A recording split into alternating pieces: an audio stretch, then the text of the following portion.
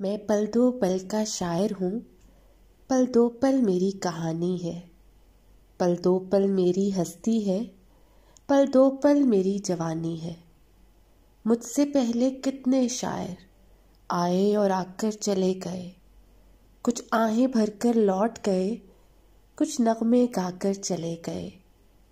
वो भी एक पल का किस्सा थे, मैं भी एक पल का किस्सा हूँ।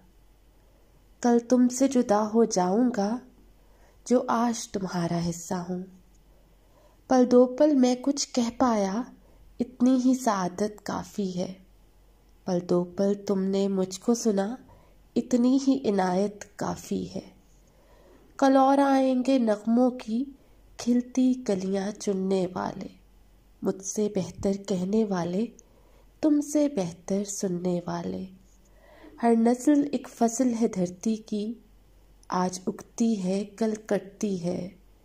जीवन वो महंगी मुद्रा है, जो कतरा कतरा बढ़ती है।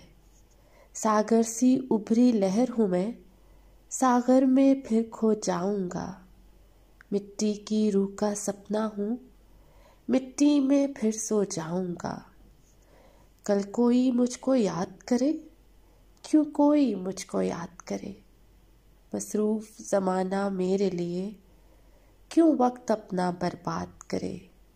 मैं पल दो पल का शायर हूँ। पल दो